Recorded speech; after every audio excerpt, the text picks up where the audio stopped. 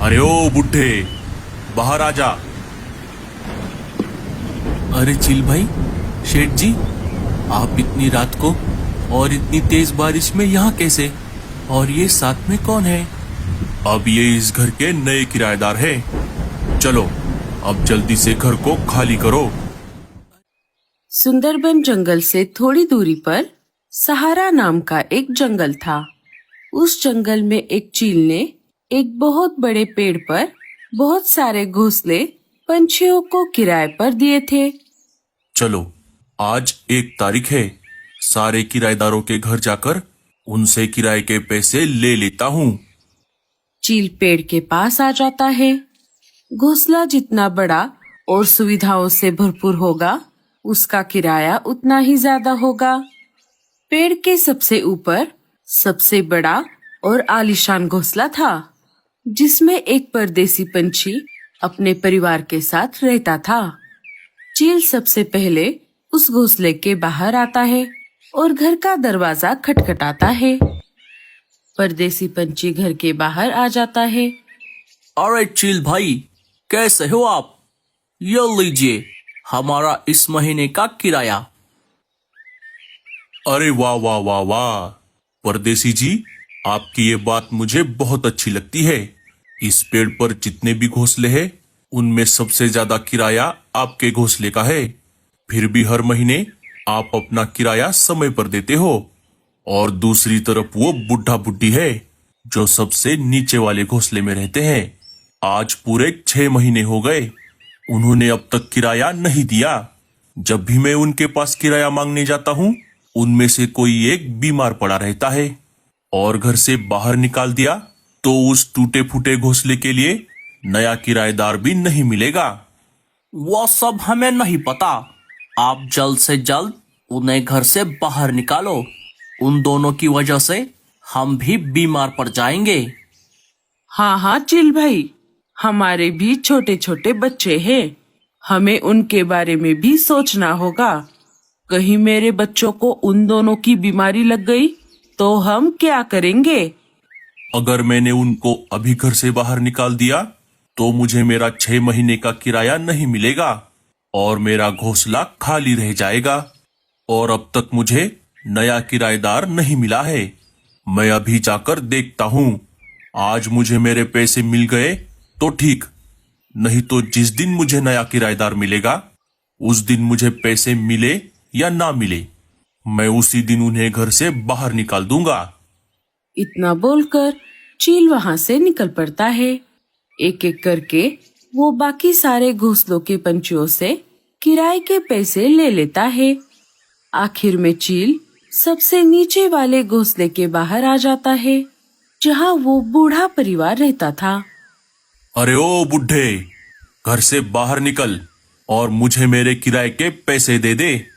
आज पूरे 6 महीने हो गए हैं, तूने अभी तक मेरे पैसे नहीं दिए। या तो मुझे मेरे पैसे अभी दे दे, नहीं तो मेरे घर से बाहर निकल। चील भाई, मेरी पत्नी बहुत दिनों से बीमार है, इसीलिए मैं अब तक आपके पैसे नहीं दे पाया। लेकिन मैं जल्द ही कुछ काम ढूंढता हूँ और जैसे ही मुझे कोई काम मिल जाएगा, मैं आपके पैसे दे दूंगा। अगर मैंने इसे अभी घर से बाहर निकाल दिया तो मुझे मेरे पैसे नहीं मिलेंगे और नया किराएदार मिलने तक मेरा घोंसला भी खाली रहेगा। अरे चील भाई, क्या हुआ? आप कहाँ पर खो गए? ठीक है, अभी तो मैं चला जाता हूँ, लेकिन तू एक बात का ध्यान रखना कि जब तक मुझे नया किराएदार मिलता है, बस तब तक तुम यहाँ हो। जिस दिन मुझे नया किराएदार मिलेगा, उस दिन मैं तुझे घर से जरूर बाहर निकालूंगा। इसीलिए जल्द से जल्द पैसों का इंतजाम कर देना। चील वहाँ से चला जाता है। अजी, अब हम क्या करेंगे? मैं जरा बाहर जाकर कुछ काम ढूंढता हूँ। बूढ़ा पंछी काम की तलाश में यहाँ वहाँ भटक रहा था।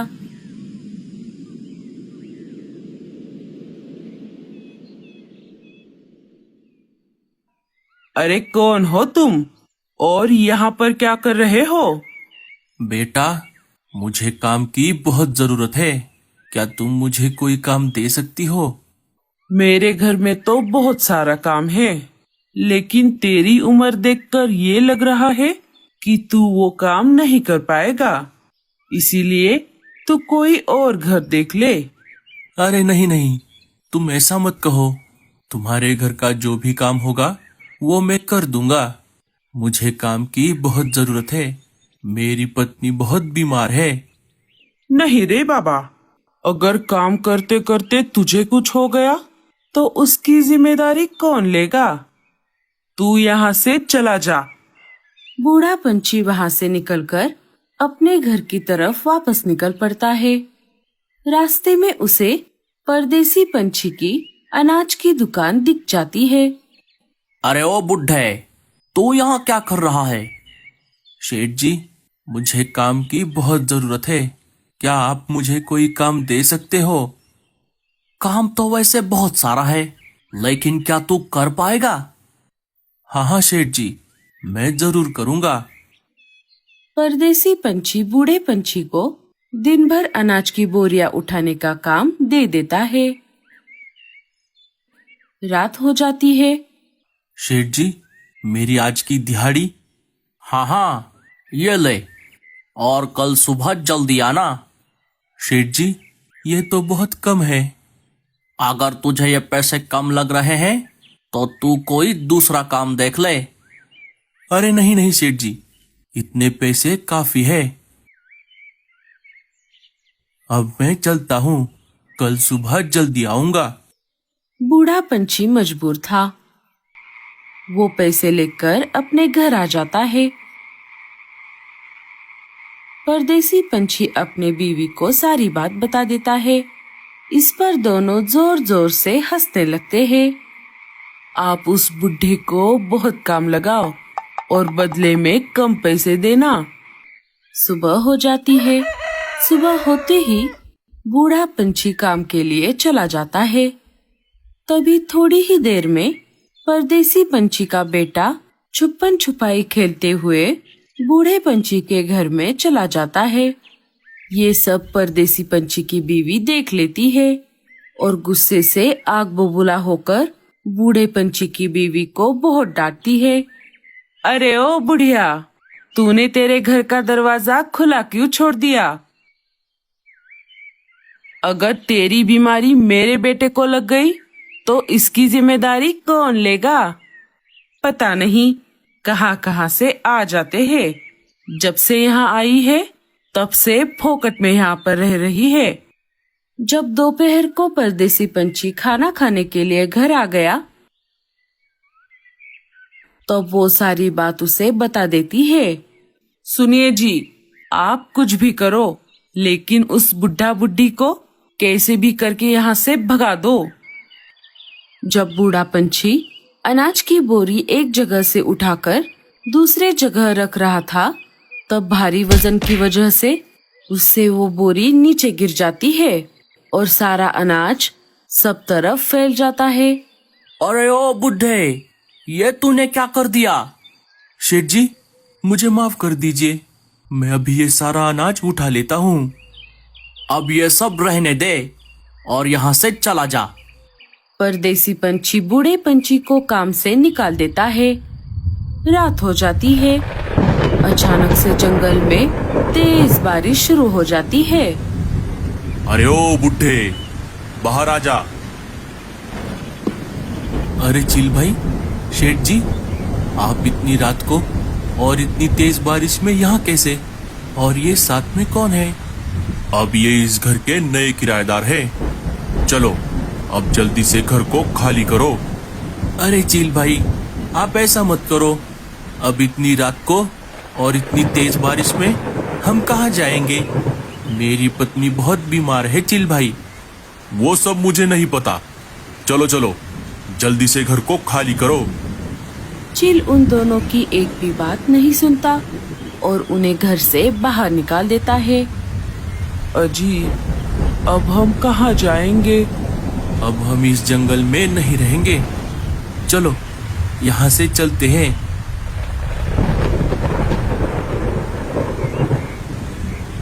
बहुत देर तक उड़ने के बाद वो सुंदरबन जंगल में आ जाते हैं। सुनिए जी, वो देखिए, उस पेड़ पर एक घोंसला दिख रहा है।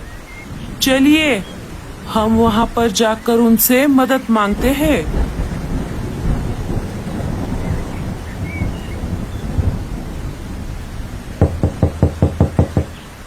बेटा, हमारी मदद करो।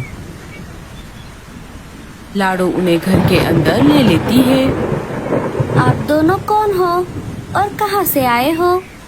बूढ़ा परिवार अपनी सारी आपबीती लाडो को बता देता है। अरे बाप रे, ये तो बहुत बुरा हुआ आपके साथ। लेकिन अब चिंता करने की कोई जरूरत नहीं है। आप जब तक चाहो यहाँ पर रह सकते हो। लाडो समय ना गवाते हुए डॉक्टर उल्लू चाचा को बुलाकर लेकर आती है।